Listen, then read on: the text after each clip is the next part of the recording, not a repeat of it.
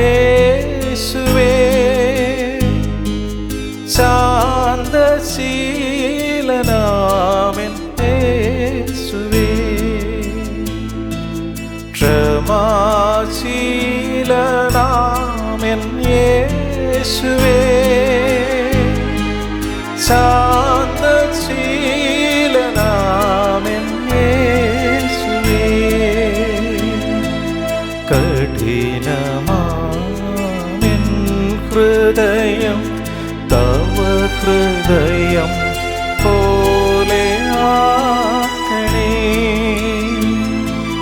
ക്ഷമാശീലനാമൻ യേശുവേ, ശാന്തശീലനാമൻ യേശുവേ.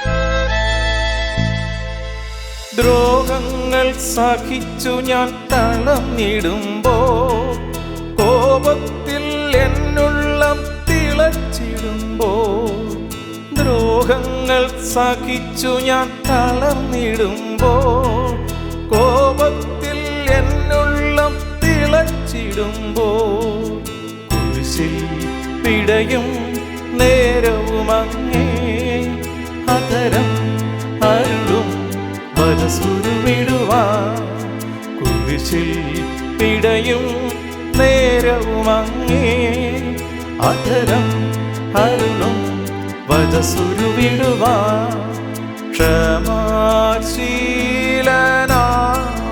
യേശുവേ, ശാന്തശീലനാമൻ യേശുവേ,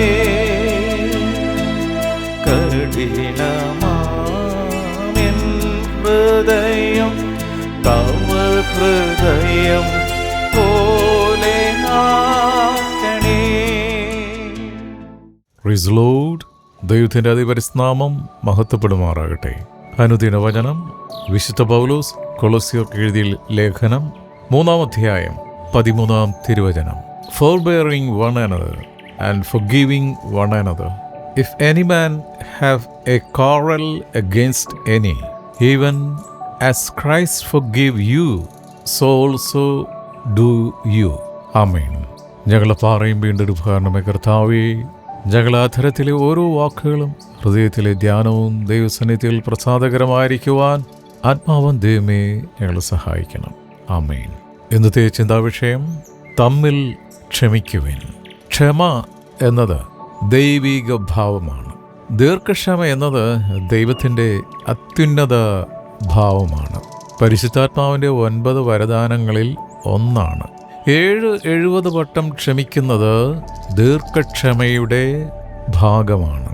മഹാകാരുണ്യവാനായ ദൈവം നമ്മുടെ സകല പാവങ്ങളെയും ക്ഷമിച്ചു തന്നു എങ്കിൽ നാം എത്രയോ ക്ഷമിക്കുന്നവരാകണം.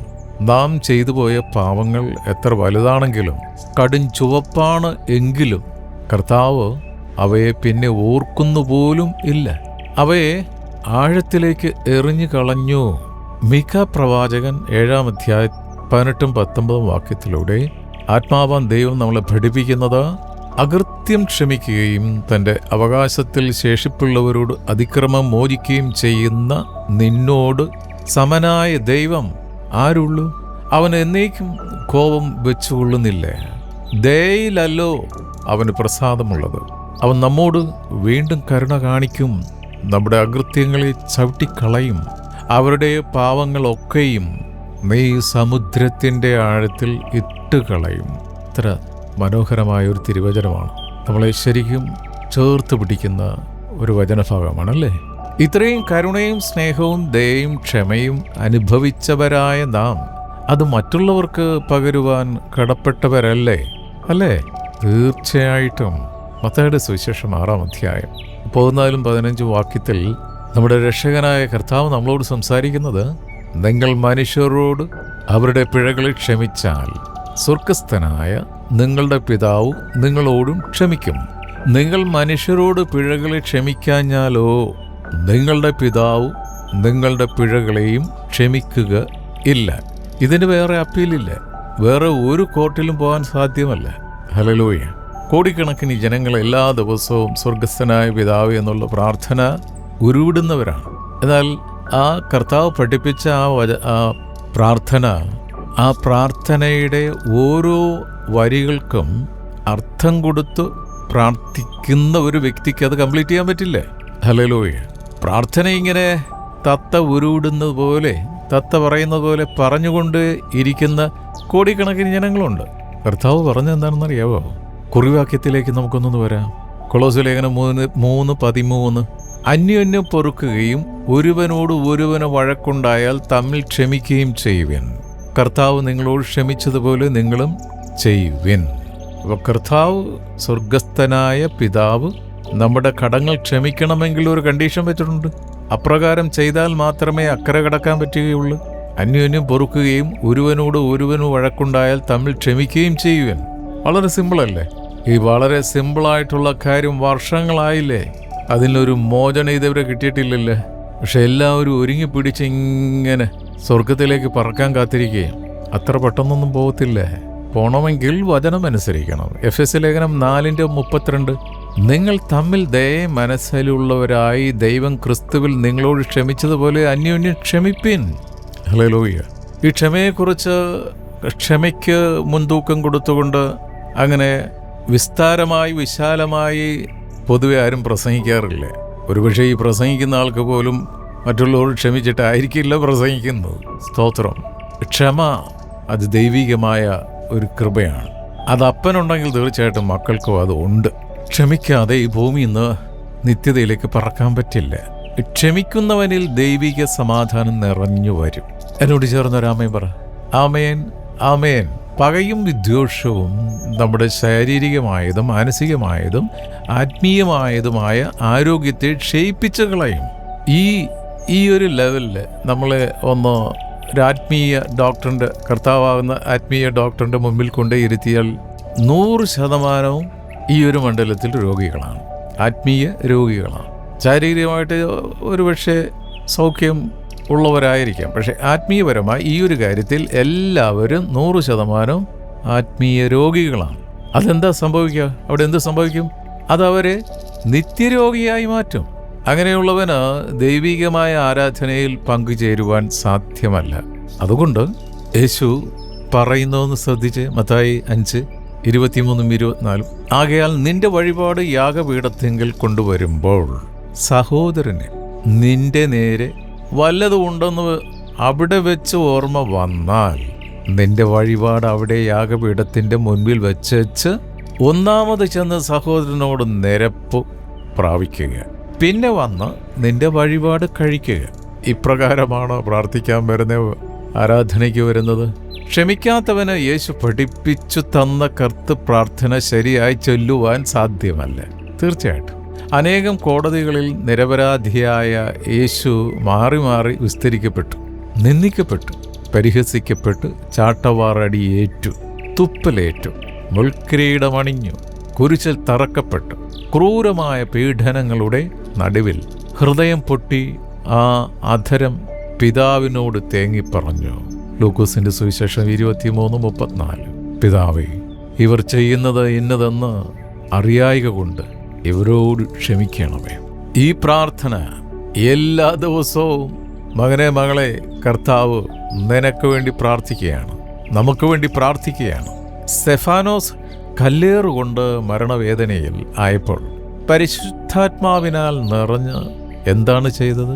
അപ്പോസ്തലപ്രവൃത്തി 7:60. അവനോ മുട്ടുകുത്തി, കർത്താവേ, അവർക്ക് ഈ പാപം നിർത്തരുത് എന്ന് ഉച്ചത്തിൽ നിലവിളിച്ചു. അത് പറഞ്ഞിട്ട് അവൻ നിദ്ര പ്രാപിച്ചു. മരണക്കിടക്കയിലും സഹോദരനോടും സഹോദരിയോടും അപ്പനോടും അമ്മയോടും ക്ഷമിക്കാതെ കണ്ട് മരിച്ചു പോകുന്ന എത്രയോ മനുഷ്യരുണ്ട്. ഞാൻ ഈ മരിക്കാൻ പോകുന്ന അവസ്ഥയിൽ രോഗിലേപനത്തിനായിട്ട് അല്ലെങ്കിൽ ഒടുക്കത്തത് കൊടുക്കുന്നതെന്നൊക്കെ പറയുന്ന പോലെ അങ്ങനെ പോയിട്ടുള്ള സന്ദർഭങ്ങളിൽ ആ സമയത്ത് പോലും ക്ഷമിക്കാതെ കണ്ട് എൻ്റെ കൺമുൻപിൽ മരിച്ചു പോയിട്ടുള്ള പലരുമുണ്ട്. സ്തോത്രം. മനുഷ്യൻ എത്ര ഹൃദയ കാഠിന്യമുള്ളവനാണ്. മരണാവസ്ഥയിലും മക്കളോടോ സഹോദരങ്ങളോടോ ബന്ധുമിത്രാദികളോടോ അപ്പനമ്മമാരോടോ ക്ഷമിക്കാത്ത മനുഷ്യർ. ദൈവം അറിയാതെ നമ്മുടെ ജീവിതത്തിൽ ഒന്നും സംഭവിക്കുന്നില്ല. സകല കാര്യങ്ങളെയും ദൈവം നന്മയ്ക്കായി മാറ്റും. അതിനാൽ ജീവിതത്തിലെ സകല സഹനങ്ങളെയും യോബിനെ പോലെ ക്ഷമയോടെ അനുഗ്രഹങ്ങളാക്കി മാറ്റണം.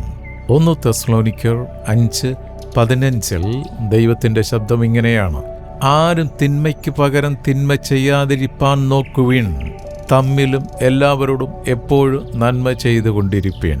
ഇത്തരത്തിലുള്ള സ്വർഗത്തിൻ്റെ നിയമപ്രകാരമുള്ള കാര്യങ്ങൾ ചെയ്യാതെ കണ്ട് ചുളിവിന് സ്വർഗം അടിച്ചു മാറ്റാമെന്നും പറഞ്ഞ് പമ്മി നടക്കുന്നവരുണ്ട്. കർത്താവ് ഇതെല്ലാം വീഡിയോ റെക്കോർഡ് ചെയ്യുന്നുണ്ട് കേട്ടാ. സകലവിധ വിദ്വേഷവും വെറുപ്പും കയ്പും മനസ്സിൽ നിന്ന് നീക്കിക്കളയണം. സകലതും ക്ഷമിക്കാം. മുറിവേൽപ്പിച്ചവർക്കായി പ്രാർത്ഥിക്കാം. നാം ഇന്ന് ഇങ്ങനെ നിൽക്കുന്നത് തന്നെ കർത്താവിൻ്റെ ക്ഷമയല്ലേ? അല്ലേ? കയ്യിരിപ്പ് കണ്ടു കഴിഞ്ഞാൽ കർത്താവ് എപ്പോഴേ എടുത്ത് കണക്ട് ചെയ്യേണ്ടതാണ്. പക്ഷേ നമ്മുടെ കർത്താവ് അങ്ങനെ ഒന്നും ചെയ്യുന്നില്ല. കാരണം എന്താ? അവിടുന്ന് ക്ഷമാശീലനാണ്. ക്ഷമ കാണിച്ച് പഠിപ്പിച്ചു തന്നവനാണ്. എന്നേ നമ്മളെയൊക്കെ വെട്ടിക്കളയേണ്ടതാകുന്നു. എന്നാൽ ദൈവത്തിൻ്റെ കരുണയാണ് നമ്മെ വെട്ടാതെ നിർത്തിയിരിക്കുന്നത്. യേശു വേഗം വരും, താമസമില്ല. എന്തുകൊണ്ടാണ് യേശു വരുവാൻ വൈകുന്നത്? യേശുവിന് നമ്മോടുള്ള ദീർഘക്ഷമ ഒന്ന് മാത്രമാണ്. കാരണം അന്ത്യവിധിക്ക് മുൻപ് മനുഷ്യർക്ക് ദൈവം മാനസാന്തരത്തിനായി സമയം നൽകുകയാണ്. 2 പത്രോസ് 3:9 ദൈവത്തിൻ്റെ ശബ്ദം എന്താണ് ശ്രദ്ധിക്കാം. ചിലർ താമസമെന്ന് വിചാരിക്കുന്നത് പോലെ കർത്താവ് തൻ്റെ വാഗ്ദത്തം നിവർത്തിപ്പാൻ താമസിക്കുന്നില്ല. ആരും നശിച്ചു പോകാതെ എല്ലാവരും മാനസാന്തരപ്പെടുവാൻ അവൻ ഇച്ഛിച്ച് നിങ്ങളോട് ദീർഘക്ഷമ കാണിക്കുന്നതേ ഉള്ളൂ. ഹല്ലേലൂയ. അതിനാൽ ജീവിതത്തെ അനുദിനം പരിശോധിക്കാം. വ്യക്തി കുടുംബ കൂട്ടായ്മ ബന്ധങ്ങളിൽ മുറിവേൽപ്പിക്കപ്പെടുമ്പോൾ ക്രൂശിലെ ക്ഷമയെ ഓർക്കാം. അവ ജീവിതത്തിൽ പകർത്താം. അതിവിശുദ്ധിയോടെ ജീവിക്കുവാൻ സർവശക്തനായ ദൈവം നമുക്ക് കൃപ നൽകട്ടെ. പ്രാർത്ഥിക്കാം. ഹല്ലേലൂയ. സ്തോത്രം സ്തോത്രം സ്തോത്രം സ്തോത്രം സ്തോത്രം. നിത്യനും പരിശുദ്ധമായ ഞങ്ങളുടെ സ്വർഗീയ പിതാവേ, ഞങ്ങളുടെ ആയുസ്സിൻ്റെ ഒരു പുതിയ ദിനം കൂടെ കാണുവാൻ സ്വർഗം ഞങ്ങളെ അനുഗ്രഹിച്ചതിനായി നന്ദി പറയുന്നു. ഹല്ലേലൂയ. ഈ വർഷത്തിൻ്റെ 6ാമത്തെ മാസത്തിലേക്ക് ഞങ്ങൾ കടക്കുമ്പോൾ അവിടുന്ന് ഞങ്ങൾക്ക് നൽകിക്കൊണ്ടിരിക്കുന്ന എല്ലാ സ്വർഗീയ നന്മകൾക്കായി ഭൗതിക നന്മകൾക്കായി നന്ദി പറയുന്നപ്പാ. എന്ന് തിരുവചനം ശ്രവിച്ച ഓരോ മക്കളെയും അനുഗ്രഹിച്ച് പ്രാർത്ഥിക്കുന്നു. കുടുംബമായി സമർപ്പിക്കുന്നു. ഞങ്ങൾ ഓരോരുത്തരും ചേർന്ന് നിൽക്കുന്ന കൂട്ടായ്മകളെ അനുഗ്രഹിച്ച് പ്രാർത്ഥിക്കുന്നു. വാർദ്ധക്യത്തിലായിരിക്കുന്ന മാതാപിതാക്കളെ പ്രത്യേകമായി ഓർത്ത് പ്രാർത്ഥിക്കുന്നു. നരക്കോളം ഞാൻ നിന്നെ ചുമക്കുമെന്ന് അരുളിച്ചത് കർത്താവേ, അവിടുന്ന് മാതാപിതാക്കൾക്ക് വാർദ്ധക്യത്തിലായിരിക്കുന്നവർക്ക് അവിടുത്തെ സൗഖ്യത്തിൻ്റെ വിടുതൽ നൽകുന്നതിനായി സ്തോത്രം ചെയ്യുന്നു. പുറമേയുള്ള മനുഷ്യൻ ക്ഷയിക്കുന്നെങ്കിലും അകമേയുള്ള മനുഷ്യനെ സ്വർഗീയമന്യായ അപ്പം കൊടുത്ത് പുഷ്ടിപ്പെടുത്തുന്നതിനായി ധൈര്യപ്പെടുത്തുന്നതിനായി സ്തോത്രം ചെയ്യുന്നു.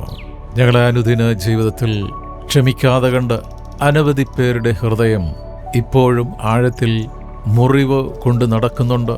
ഈ തിരുവചനത്തിലൂടെ ആ മക്കളെ അവിടുത്തെ സൗഖ്യമയക്കുന്നതിനായി സ്തോത്രം. അവിടുന്ന് ക്ഷമിക്കുവാൻ ഞങ്ങളെ പഠിപ്പിച്ചതുപോലെ, ഞങ്ങളോട് അവിടുന്ന് ക്ഷമിച്ചതുപോലെ ഞങ്ങൾ അന്യോന്യം പരസ്പരം ക്ഷമിക്കുവാൻ ഞങ്ങളെ വീണ്ടും വീണ്ടും വീണ്ടും അനുഗ്രഹിക്കണമേ, സഹായിക്കണമേ. ലോകസമാധാനത്തിന് വേണ്ടി പ്രാർത്ഥിക്കുന്നു. ലോകരാഷ്ട്രങ്ങൾക്ക് വേണ്ടി പ്രാർത്ഥിക്കുന്നു. ഞങ്ങളുടെ സംസ്ഥാനമായ കേരളത്തിന് വേണ്ടി പ്രാർത്ഥിക്കുന്നു. തമിഴ്നാടിന് വേണ്ടി പ്രാർത്ഥിക്കുന്നു. കർണാടകയ്ക്ക് വേണ്ടി പ്രാർത്ഥിക്കുന്നു. ബീഹാറിന് വേണ്ടി പ്രാർത്ഥിക്കുന്നു. ഓരോ സംസ്ഥാനങ്ങളെയും പ്രത്യേകമായി ഓർത്ത് പ്രാർത്ഥിക്കുന്നു. കർത്താവേ, ഞങ്ങളെ ലീഡേഴ്സിനെ ഓർത്ത് പ്രാർത്ഥിക്കുന്നു. പ്രധാനമന്ത്രിയെ ഓർത്ത് പ്രാർത്ഥിക്കുന്നു. മുഖ്യമന്ത്രിമാരെ ഓർത്ത് പ്രാർത്ഥിക്കുന്നു. ഞങ്ങൾക്ക് തന്നിരിക്കുന്ന ഭൗതിക നന്മകൾക്കായി സ്തോത്രം. ഞങ്ങളുടെ കലത്തിലെ മാവും തുരുത്തിയിലെ എണ്ണയും വറ്റിപ്പോകാതെ അവിടുന്ന് ഞങ്ങളെ പരിപോഷിപ്പിക്കുന്നതിനായി സ്തോത്രം. ഞങ്ങളുടെ വയലുകളെ, ഞങ്ങളുടെ തോട്ടങ്ങളെ, ഞങ്ങളുടെ ബിസിനസ്സുകളെ, അതിരുകളെ വിശാലമാക്കുന്നതിനായി സ്തോത്രം ചെയ്യുന്ന കർത്താവേ, ഇന്നത്തെ ദിനത്തിനായി നന്ദി പറയുന്നു. സ്കൂളിലും കോളേജിലും പഠിക്കാൻ പോകുന്ന കുഞ്ഞുങ്ങളെ പ്രത്യേകമായി ഓർത്ത് പ്രാർത്ഥിക്കുന്നു. കർത്താവേ, വിശേഷാൽ തുടർന്നുള്ള ദിവസങ്ങളിൽ കർത്താവേ, വ്യത്യസ്തമായ കാലാവസ്ഥയിലൂടെയാണോ ഞങ്ങൾ കടന്നു പോകുന്നത്. ഒരനർത്ഥവും ഭവിക്കാതെ ഞങ്ങളുടെ സംസ്ഥാനത്തെ കാത്തുകൊള്ളണമേ എന്ന് പ്രാർത്ഥിക്കുന്നു.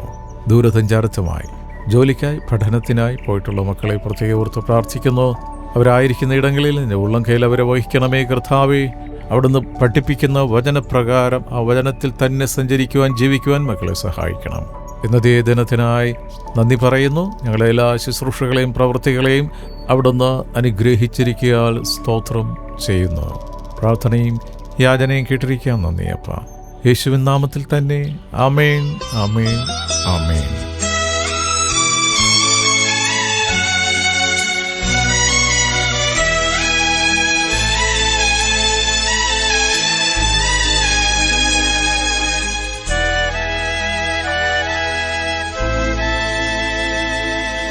ത്യാഗങ്ങൾ സഹിച്ചു ഞാൻ വളർത്തിയവർ ആഴത്തിൽ മുറിവേൽപ്പിച്ചകന്നിടുമ്പോൾ, ത്യാഗങ്ങൾ സഹിച്ചു ഞാൻ വളർത്തിയവർ ആഴത്തിൽ മുറിവേൽപ്പിച്ചകന്നിടുമ്പോൾ, കരുണാസ്പർശം നീയേ ഇടണേ, സൗഖ്യം തരണേ, അലിവൊഴുകിടുവാൻ.